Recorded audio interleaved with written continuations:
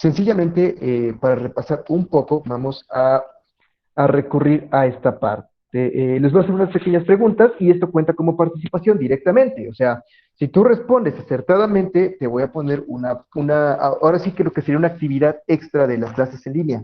Entonces, por ejemplo, si ya tienes 4 actividades extra en línea, son como 2 actividades normales y pues ya estás garantizando un promedio mayor. Entonces, vamos con esta parte del repaso sencillísimo. Ya saben, el que quiera participar, active directamente su micrófono, dado que no somos tantos, o levante la manita, no, no hay problema, con cualquiera de las dos, no hay problema. Entonces, para iniciar, así súper sencillísimo, la más fácil de todas las preguntas que se van a hacer, creo. ¿Por qué se le conoce como Guerra Fría? Yo, maestro, Ana Karen, dale. porque no hubo enfrentamientos directos con las naciones. ¿Cuáles dos naciones? Bueno, ¿cuáles naciones no se enfrentaron directamente? Fueron las potencias mundiales que fueron Estados Unidos y la Unión Soviética. Perfecto, te la voy a contar hasta como dos, porque esas fueron 2 preguntas. Cárdenas García, Ana Karen del primero B. Listo, 2 participaciones. Efectivamente, se le conoce como Guerra Fría porque los dos ejércitos más importantes, que en este caso son la Unión Soviética y Estados Unidos, no se enfrentan directamente, pero sí muchos demás países se enfrentan entre sí. Bien, pregunta igual súper sencilla. ¿En qué año empieza la Guerra Fría? Azul, sí, tenemos manita levantada. Yo, maestro, Dale, Alma. 1947. 1947, más o menos ahí empiezan algunos de los primeros conflictos, pero es un poquitito antes. ¿Alguien tiene otra respuesta? En 1945 y termina en 1989. Perfecto, Esmeralda Estrada, de igual del primero B, ¿verdad? Muy Sí, bien. maestro. Efectivamente, empieza justo cuando termina la Segunda Guerra Mundial por las inconformidades que se van a dar con los acuerdos entre lo que son el bloque capitalista, Estados Unidos principalmente, y el bloque socialista, principalmente la Unión Soviética. Desde ahí termina la guerra y es como de, entonces ahora todo el mundo es socialista, ¿no, compa? Y es como de, no, vato, tú estás mal, tú estás loco. Desde ahí empiezan estos conflictos. Ya se tenían arrastrados desde un poquito antes, pero como Hitler era muy malvado, les caía mal a todos, pues todos se unieron para golpearlo. Entonces, va por ahí más o menos. Efectivamente, hablábamos también de las ideas capitalistas, socialistas muy brevemente, que el capitalismo habla de un libre comercio, donde tú trabajas y ganas lo que quieres. ¿Alguno de ustedes me puede dar resumidamente 2, 3 ideas de lo que es el socialismo?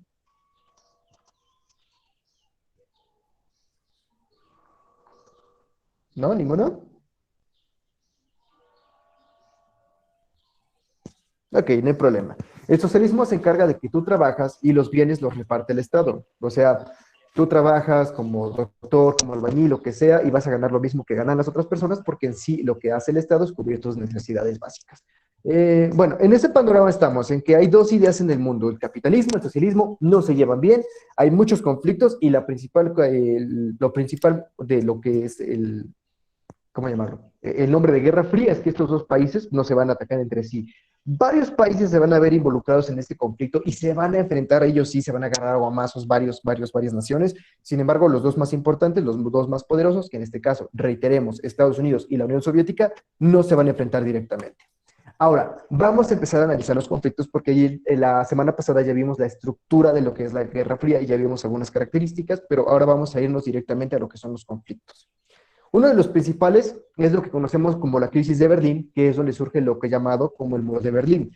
Semana pasada vimos algo llamado, va una participación más.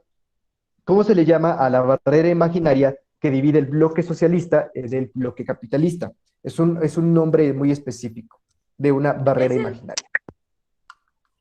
el Ajá, muro de azul. El Berlín. muro de Berlín. No, el muro de Berlín va a ser la parte física que atraviesa la ciudad de Berlín, pero se supone que todo es una línea imaginaria que divide todos los países de Europa, bueno, gran parte de los países de Europa entre capitalistas y socialistas. Va por ahí. El muro de Berlín es parte de esta línea. Yo, maestro. ¿De acuerdo? Línea ecuatoriana. No, no, esa está muy lejos. ¿Alguien más? ¿Alguna participación? Pacto de Varsovia. No, el Pacto de Varsovia se usa en la URSS para evitar que los otros países, los capitalistas, los ataquen. O sea, si un país capitalista ataca a un país soviético, todos los demás países soviéticos tienen el deber de defender a ese país. No, bueno, avancemos entonces. Se le va a llamar telón de acero, línea imaginaria que divide totalmente del lado izquierdo, llamémoslo así, lo que son los países capitalistas, del lado derecho los países socialistas. Entonces, dentro de esta línea hay un país que queda dividido perfectamente, bueno, queda dividido a la mitad, que es Alemania, con la capital de Berlín. Esto sucede a partir del 2 de agosto de 1945, donde a través de la ONU, ¿cómo se llama? Del Tratado de no, Pacto de Varsovia, no, ay, yo me revolví. Bueno, se divide lo que es el territorio alemán en dos partes. Bueno, de hecho se divide en cuatro partes. Una que le va a corresponder a la Unión Soviética y las otras tres que van a responder a Inglaterra, a Estados Unidos y a Francia. Después de un tiempo, los franceses, bueno, perdón, los capitalistas, los otros, los que no son los socialistas, deciden unificar sus tres pedazos de tierra para formar solamente un país, darle su independencia, pero que responda, a final de cuentas, a los intereses de esos países. Se crea así en el 21 de septiembre de 1949 la República Federal Alemana, también abreviada como RFA, esta que tenemos aquí escrita, déjenme lo marco rápido, esta de aquí, República Federal Alemana. También a la contraparte, lo que hace la Unión Soviética cuando ve que esto sucede es decir, sí, pues yo también puedo hacer mi propia nación, o sea, también le puedo dar su independencia al país y que me responda a mis intereses, y crea la RDA, o también conocida como República Democrática Alemana. Esto sí es muy importante que lo noten por ahí, más que se lo aprendan, no más que se lo memoricen así completamente, que lo tengan anotado porque tal vez en el examen pueda llegarse a preguntar, ¿qué significa RFA y qué significa RDA? República Federal Alemana y República Democrática Alemana. República Federal corresponde al capitalismo, República Democrática corresponde al socialismo. ¿Qué es esto? Es la división de Alemania en dos pedazos. No te preocupes, no te me confundas de más, solamente acuérdate de eso. De Alemania, que es un país, se divide en dos. Uno que es capitalista y uno que es socialista. Punto. Ahora, ¿qué va a pasar? En los primeros años, que son de 1949, 1950, 1900, hasta el 55 más o menos, empezó a darse la situación de que muchas de las personas que estaban en el bloque socialista empezaban a mudarse al bloque capitalista. ¿Por qué? Recordemos esta parte, si tú te esfuerzas y tú trabajas, ganas más dinero. Entonces, la idea de que tú trabajaras mucho y el vecino trabajara poco y les pagaran lo mismo, pues no era muy cómodo de ver. Y como tenían la opción de cambiarse de bloque, pues lo hacían fácilmente. Había otros países que no tienen esa opción y pues se tenían que quedar ahí viviendo el socialismo. Entonces, al ver esto, lo que es la Unión Soviética decide crear lo que va a ser el muro de Berlín. Y va a ser un muro totalmente, o sea, una pared, sí, una pared que va a dividir completamente la RDA de la RFA.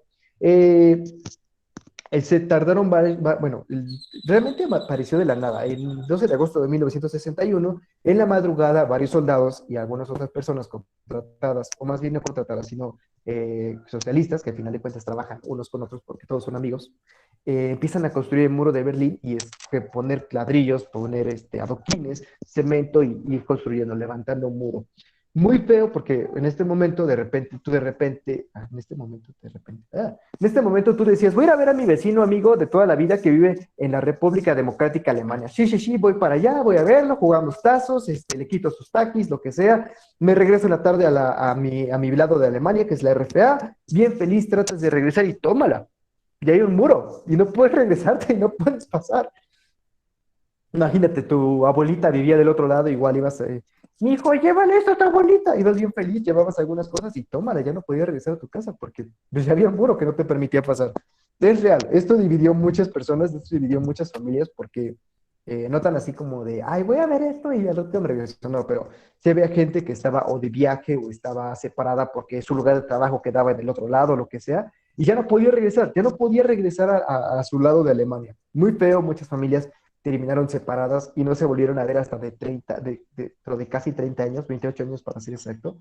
Y bueno, hay que aclarar que antes existían algo llamado puntos de control, son como 60 y algo, y estos puntos de control eran los que te permitían pasar de un lado de la Alemania al otro lado. Cuando se empieza a crear el muro de Berlín, estos fueron reducidos como a 12, 16 más o menos puntos de control. O sea que ya eran muchos menos.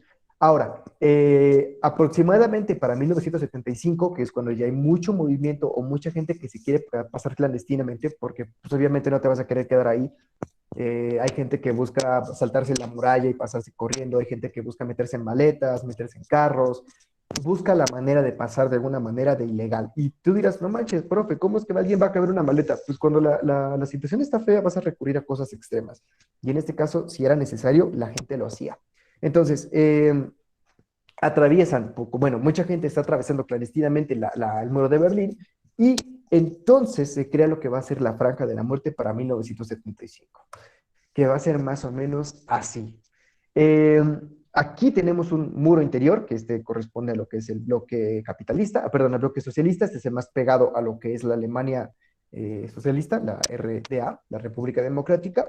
Tenemos vallas eléctricas, tenemos lo que son cruces de madera, que es como se han visto en la guerra, cruces de madera con alambres de púas, tenemos torres de vigilancia, tenemos miradores, que donde la gente está eh, viendo si alguien se quiere pasar, si alguien no se quiere pasar, tanto hay torres de vigilancia como hay miradores. Tenemos perros que están buscando o están esperando que alguien trate de pasar para morder. Tenemos lo que van a ser también caminos de patrullaje donde soldados y vehículos van a estar pasando las 24 horas del día recorriendo de un lado a otro para ver que nadie esté tratando de pasar. O sea, torres de vigilancia, miradores y además patrullas junto con lo que son policías y lo que son, bueno, sí, pues revisando constantemente el terreno. Por si alguna vez algún loco quería atravesar con un vehículo los muros, las vallas y los perros, iba a toparse con unas fosas antivehículos que estaban hechas de arena, de arenas movedizas básicamente, que tú llegas y se empieza a sumir tu vehículo. Y tenemos el muro exterior, que va a ser el que está del otro lado, el que ya está en el bloque capitalista, en la RFA, la República Federal Alemana, que mide en algunos lados bajos 2.9 metros, o sea, hace 3 metros para no de abundar, y en otros lados hasta 3.6 metros, o sea, es bastante la altura que llega a tener este muro. Trepa esto, pues es bastante complicado, porque el muro principalmente era liso, no tenía como algo para que pudieras escalar o algo así. Entonces, complicada la situación, o bastante, bastante, bastante. Y pues ya era mucho más difícil pasarse de un lado al otro. Había lugares donde no tenían tanta vigilancia y lo que hacían es que tendían una cuerda entre un edificio de aquí hasta acá, bueno, al revés, desde acá hasta acá, y se pasaban por encima de las cuerdas. Reitero, había gente que trataba de cavar agujeros y lograbas pasar la primera franja, pero pues tópate con las vallas eléctricas o con los perros y pues muy complicado. Pero aún así se intentaba, porque reitero, imagínate, de pronto de la noche a la mañana te quedas sin familia porque te quedaste en el lado equivocado. Bastante, bastante fea esta situación. Todo esto acaba en 1989, cuando la República Democrática Alemana, o sea, es la soviética, la socialista, permite el paso de este lado al otro lado, o sea, pasarse del bloque socialista al bloque capitalista otra vez, en 1989. Y reitero, el muro se empezó a construir en el 61, o sea que estamos hablando de bastantes años que pasaron hasta que las familias se volvieran a poder unir, hasta que pudieras volver a pasar de un bloque al otro. Eh, Imagínate, mucha gente ya estaba muerta, o sea, son 30 años, básicamente, mucha gente ya estaba muerta, y otros tantos, pues, ya tenían otra esposa o cosas así, qué feo, qué triste situación. Imagínate esto, tú tenías una novia y quedaste en el lado equivocado, y cuando regresas, tú bien enamorado, decidiste esperar a tu novia o tu novio, bien feliz, y, le voy a escribir cartas todos los días, cuando llegue la voy a ver, le voy a entregar todas las cartas.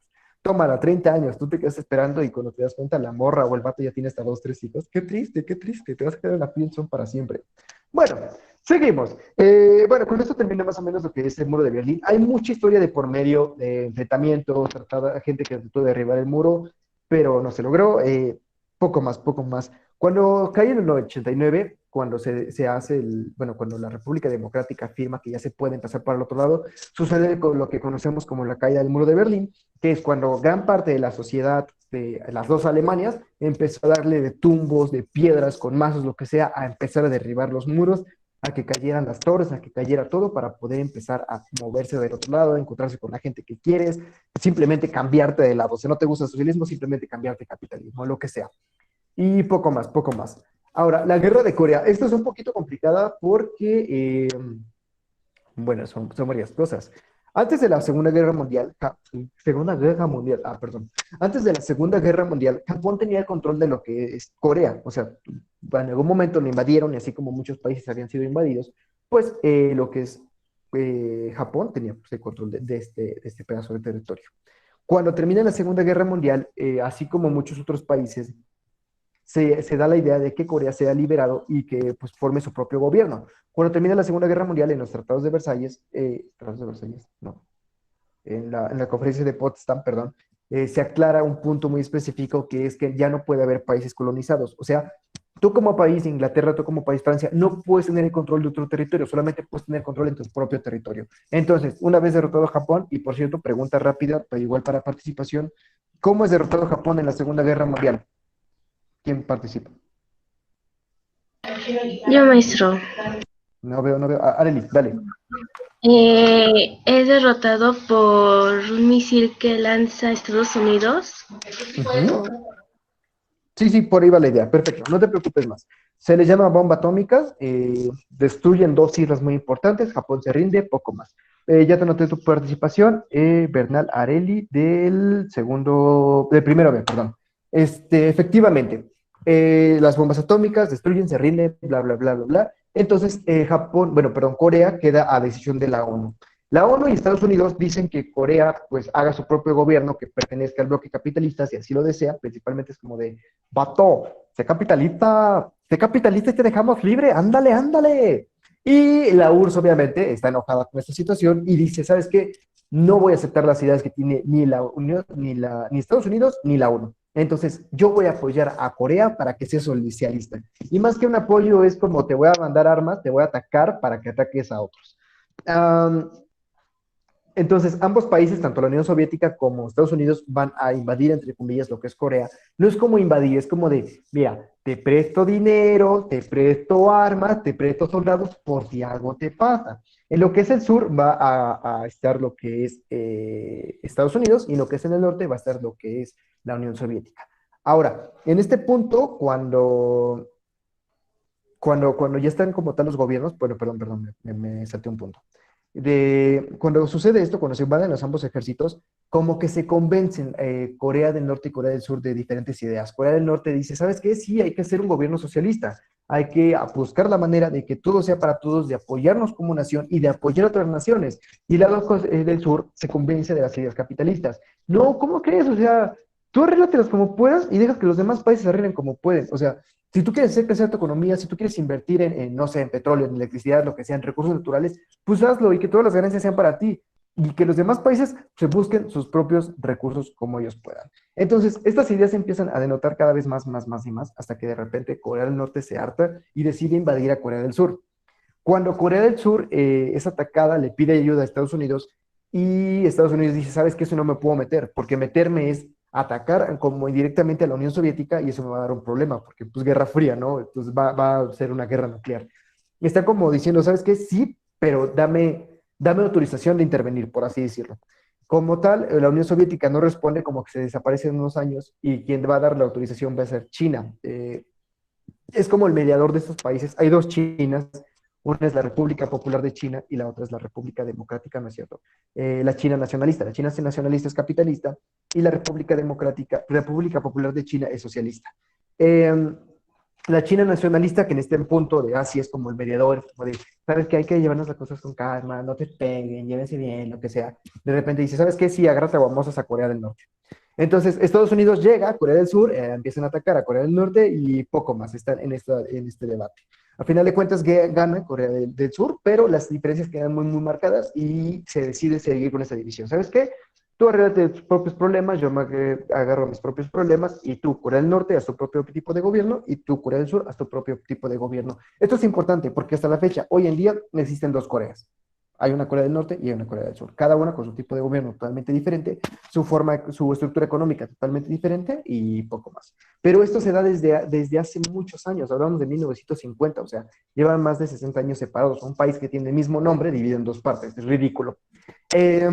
Cuando la China nacional, pero la República Popular de China no quería soltar Corea del Sur, cuando estaba así como de, no, ¿saben qué? Vamos a seguir combatiendo. Estados Unidos habló de bombardear con bombas atómicas lo que es Corea del Norte. Esto iba a suponer casi fin del mundo, pero pues por suerte China dijo, ¿sabes qué? No va a meter los problemas, que se arregle Corea como puede, y esta es la situación que hace que Corea del Norte pierda ante Corea del Sur. Resumen rápido para que no te me pierdas de las dos cosas que llevamos. En Berlín se hace un muro a partir del 12 de agosto de 1961 que cae hasta 1989. No hay más. Divide a Alemania en dos partes, no hay más. En Corea se va a dividir en dos partes porque una quiere ser apoyada por el bloque capitalista y otra quiere ser apoyada por el bloque socialista. La socialista quiere atacar la capitalista porque quieren el control de la isla, bueno, el control del territorio. La capitalista pide ayuda de Estados Unidos, que al final de cuentas se consigue, le dan en la torre al socialista y se queda la división en dos partes de Corea. No te que me confundas, es lo poco que llevamos o lo mucho que llevamos, lo más importante. Vamos ahora sí con un tema complicado que va a ser la Revolución Cubana y la crisis de los misiles. Aquí todo se pone muy loco porque aquí el mundo sí se iba a acabar, literalmente. O sea, si alguna vez viste esta serie, ¿cómo se llama? Hora de Aventura, se habla de una guerra de los champiñones, poco más, es una guerra de bombas atómicas. Pues eso le iba a pasar al mundo, así de feos, así de raros y así de perros extraños íbamos a quedar por una guerra atómica. Vamos paso a paso para que lleguemos a ese punto. La Revolución Cubana se trata de que en algún momento de la historia, Fulgencio Batista, un dictador, le dio un golpe de estado a Cuba, derrotando lo que era su democracia, instaurando una dictadura. El vato controlaba todo, permitió que la isla fuera un lugar muy corrupto, una situación de pobreza extrema, y Estados Unidos la usaba ahora sí que para negocios turbos y a su antojo. O sea, el vato de ahí sacaba un montón de dinero, no entregaba nada, al final de cuentas era una situación que a Fulgencio Batista, el dictador, le convenía económicamente más que a todo el mundo. En este punto, Fidel Castro y otros cubanos empiezan una revolución en 1953, la cual es un poco mermada, o sea, medio falla. Y este mismo año, la gente en lo que es México se empieza a juntar, sí, México, nuestro país, se empieza a juntar para ir a salvar la isla, para ayudarle con su independencia o su revolución para librarse de Fulgencio Batista. ¿Por qué es importante este punto o por qué México apoyó mucho a Cuba? Porque nos traía como un sentimiento de, ay, vato, nosotros también hicimos una revolución, teníamos un gobierno bien gacho, también nos revolucionamos. Vas a ver que si se pone de canalita y te va el apoyo. Entonces, México empieza a formar aquí un grupo de gente en el cual entran tanto argentinos, chilenos, mexicanos, etcétera, para ir a la isla de Cuba. Realmente no era tan grande el movimiento, nada más fueron 82 personas, llegan a la isla, Batista ya los estaba esperando, les dan una balacera, solamente sobreviven 18 y se juntan con lo que es Fidel Castro. Bueno, aquí aparece un personaje también muy importante llamado Ernesto Guevara, también conocido como Che Guevara.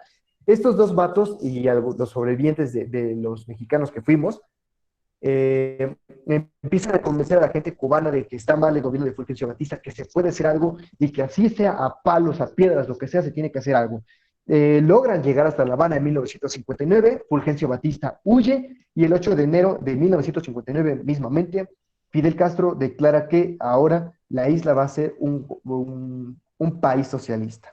Estados Unidos se enoja y entonces se plantea un bloqueo económico en 1960 a la isla. ¿Qué es un bloqueo económico? No le puedes vender a otro país, no le puedes comprar a otro país. Y si un país quiere desafiar esta ley, yo me voy a agarrar a guamazos con él. O sea, es Estados Unidos.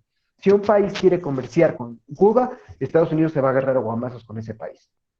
Y de ahí empieza algo conocido como la crisis de los misiles. Después de la Revolución Cubana, que realmente es un tema muy extenso y muy bonito, pero pues tenemos que resumirlo para avanzar. Después de la Revolución Cubana, Estados Unidos decide invadirla nuevamente, manda tropas a lo que es Cuba, pero no les duran ni 3 días. O sea, hasta que lo que es Fulgencio Batista ya tiene como el dominio de la gente, tiene convencimiento, la gente lo sigue, la gente lo ama. Entonces, llega lo que es los estadounidenses con algunos cubanos exiliados y les dan la torre en 3 días. Esto va a poner en descontento a Estados Unidos y les va a decir, oye, vato, ¿Estados Unidos te quiso pegar? No, qué malo, de veras. Ay, no, mira, te voy a mandar unas tropas nada más para que te cuiden por si acaso. La Unión Soviética aprovecha esto para mandar varios soldados y, lo más importante, misiles nucleares a Cuba. Esto es importante porque estos misiles están apuntados directamente a lo que es Washington, o sea, a la capital de Cuba. La capital de Estados Unidos. ¿Cómo se dan cuenta? Por espías, aviones espías que están surcando el cielo y se van dando cuenta de qué es lo que está pasando en la isla de Cuba. Estados Unidos se enoja y colocan, va a llevar misiles nucleares, va a llevar barcos y misiles también a lo que va a ser el Atlántico para agarrarse a guamazos con lo que van a ser los misiles de la Unión Soviética. Previo, que se me olvidó mencionar, en 1961, lo que es Estados Unidos ya colocó misiles en Turquía e Italia, países europeos que están cerca de la Unión Soviética y estaban apuntando directamente a Moscú. Entonces, la URSS, la Unión Soviética, está buscando una excusa para poner cerca de Estados Unidos alguna base militar con misiles. Aquí es donde todo se pone muy tenso, 1962, porque si esta guerra hubiera derrotado, o sea, hubiéramos muerto todos, o casi todos. No solamente las explosiones enormes que imagínate, 2 misiles sirvieron para acabar con un imperio como el japonés. Islas enteras enormes fueron destruidas con solamente misiles, con un misil cada una. Cada país tenía casi 50 misiles destinados para atacar. Hubieran sido una destrucción abismal. Y no solo eso, la contaminación. Los misiles nucleares usan ciertas energías, cierta radiación que es un tanto peligrosa para la humanidad. Y todo eso regado en la atmósfera hubiera sido una devastación total que nos pudo haber matado, hecho mutar, creado nuevas plantas, creado nuevos animales a través de la mutación. ¿Se acuerdan de la película de Los Simpson cuando Homero tira sus desechos en el río y le salen los peces con 20 ojos? Más o menos algo así pudo haber pasado y eso no es broma. Y eso hubiera sido el principio, porque después las mutaciones en humanos hubieran sido terriblemente horribles. Entonces, un momento así sí generó mucha tensión, o sea, el mundo estaba paralizado. Tal vez tu abuelo lo vivió, o tal vez tu abuelo se acuerde, tal vez tu abuelo no se acuerde, no lo sé. Pero podrías llegar a preguntarle, abuelito, ¿qué pasó en 1962? ¿Sí es cierto que el mundo se iba a acabar? Tal vez te pueda dar una subvisión de lo que pasó. Puede que no, puede que ni se haya enterado, puede que sí, puede que haya estado igual todo ciscado ahí con las demás personas. Porque, reitero, esto fue una cosa terrible. Fueron 2, 3 semanas en las que se sentía que el mundo se iba a acabar. Como sabía que esta situación estaba muy tensa, Estados Unidos en 1962 le propone a la Unión Soviética, mira, vato, tú quitas tus misiles de Cuba, yo quito mis misiles de Turquía e Italia. Cuba, mira, yo me encargo. Si alguien se quiere meter con Cuba, yo me lo agarro a más. Pero ya, le bajas de bolas tú, le bajo de bolas yo. Nos vamos por la paz y ahí queda. Y efectivamente la Unión Soviética sabe también del peligro que significa esta guerra nuclear y decide retirarse. ¿Sabes qué, vato? Tiene razón, mira, yo también les llego a mi casita, tú le llegas a tu casita, todos en paz. Y efectivamente Estados Unidos no ha atacado a Cuba y si ha habido algún intento, pues Estados Unidos ha estado como intermediario de Cuba. No se llevan bien, no se quieren, es como el vato que tienes que, es como cuando llega tu primito y quiere jugar Xbox, quiere jugar PlayStation, le hace controles conectados, ese control que no sirve, más o menos, es como de, sí, yo tengo que responder por Cuba, o sea, sí, es mi amigo, sí. Por dentro te lo quieres sapear, ¿no? Pero más o menos así está la situación. Y pasamos, bueno, aquí se viene una actividad que les voy a dejar, esta es su actividad semanal, las iba a poner hasta el final, pero se me olvidó, ¿la moví? Ah, sí, la moví. Bueno, por accidente moví esta diapositiva, iba hasta el final, ¿saben qué? Mejor lo corrijo una vez, un segundito.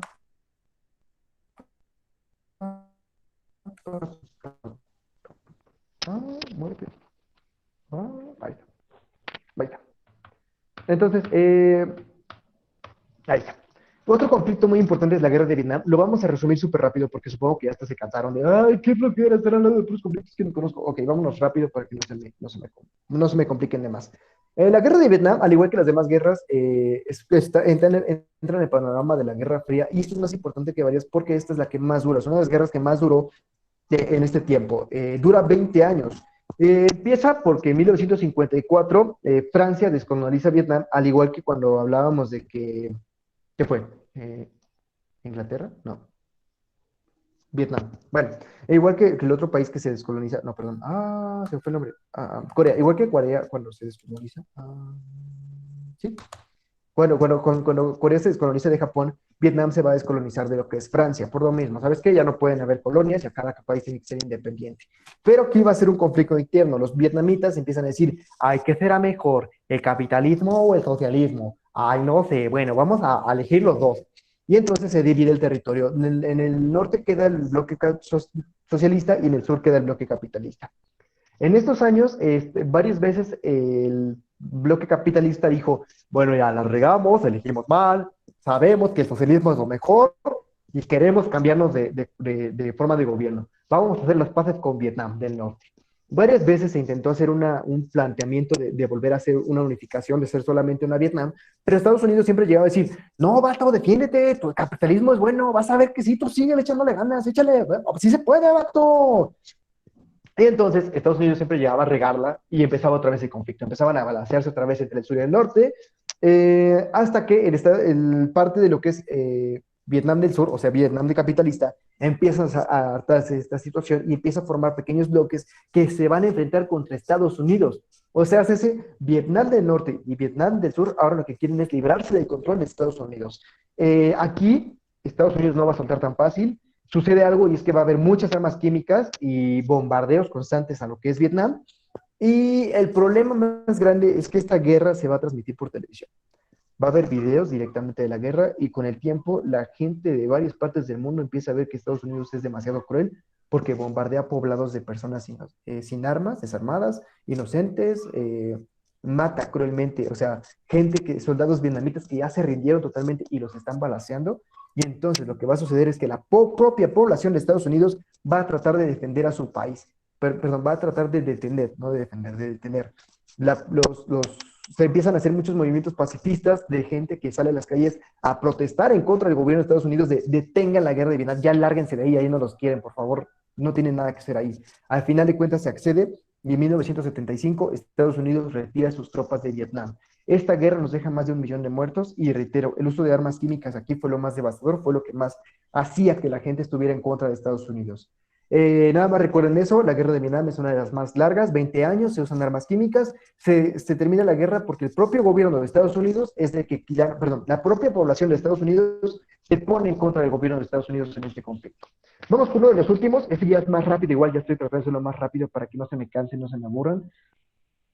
El conflicto árabe-israelí. En 1947, cuando termina la Segunda Guerra Mundial, Inglaterra, que tenía el control de Palestina, va a soltar ese territorio. Ya hablamos de esto, descolonización. Termina la Segunda Guerra Mundial, ya no puede haber colonias. Y aquí hay un problema, porque les prometió a los palestinos ser un país independiente, pero también les prometió a los israelíes, que en parte ayudó después de la Segunda Guerra Mundial, a tener un país propio, a tener un lugar, y en este caso va a ser Tierra Santa. El problema es que Palestina tiene el territorio de Tierra Santa. Muchos judíos empiezan a migrar con esta idea que les vendió Inglaterra y se empiezan a dar varios conflictos. En 1947, el 29 de noviembre, para ser exacto, la ONU proclama la división de Palestina en dos partes. Bueno, no como tal la división. La idea de que a los judíos se les dé una parte de Palestina y que los demás territorios siga siendo del propio Palestina. Este territorio que se le da a los judíos se va a conocer como Israel. Por eso se le llama conflicto árabe-Israel. Bueno, todavía no vemos por qué Arabia. Varios países árabes van a juntarse para evitar esto, para evitar que alguien quiere entrar a la clase hasta ahora. Bueno, los varios países van a juntarse para atacar a lo que va a ser Israel, la nación recién formada, principalmente lo que es Jordania, Irak, Egipto y Siria. En 1848 tratan de atacarlo. ¿Y qué va a pasar? Israel les va a dar una golpiza y se va a quedar con un pedacito de territorio. 1964, varios años después, se crea la Organización de la Liberación de Palestina, OLP. No se preocupen, no la voy a preguntar en el examen, nada más si se pueden acordar, acuérdense. OLP, Organización para la Liberación de Palestina, donde varios países, entre ellos algunos que ya vimos en el conflicto pasado, o sea, los que acabo de mencionar, estos de aquí, Jordania, Irak, Egipto y Siria, vuelven a atacar nuevamente Israel, son derrotados y pierden más territorio. Después, en 1967, poquitos años después, se crea la República Árabe Unida, que su propósito principal es recuperar el territorio de Israel. Atacan nuevamente varios países a lo que es Israel y sorpresa, vuelven a perder más territorio. 1973, Egipto, Siria, Jordania atacan a Israel y son derrotados nuevamente, pierden más territorio y Egipto dice, ¿sabes qué? Esto ya estuvo, bueno, ya a la fregada. Firman la paz con Israel y se retiran del conflicto. Algunos otros países lo siguen, pero algunos otros países se quedan. Simplemente un mapita para que se vayan dando una idea de cómo fue la situación. En algún momento todo esto fue Palestina, después la ONU dice, ¿sabes qué? Mitad para Palestina, mitad para Israel. Bueno, aquí se ve un poquito más para Israel. Originalmente este pedacito que está aquí donde el puntero rojo también era de Palestina, pero bueno, este fue el primer territorio que perdieron, este pedacito. Con el paso del tiempo podemos ir viendo que Palestina fue siendo reducido y que Israel fue ganando territorio. Actualmente, en teoría, Palestina ya no existe, Palestina como país ya no existe, es un pedacito que se le anexa a Jordania, lo que quedaba por acá, creo, se le anexó a Jordania, y el país que conocemos actualmente es Israel. Actualmente todavía hay pedazos de personas, países, que quieren recuperar Palestina, que quieren que Israel desaparezca, pero pues no creo que suceda.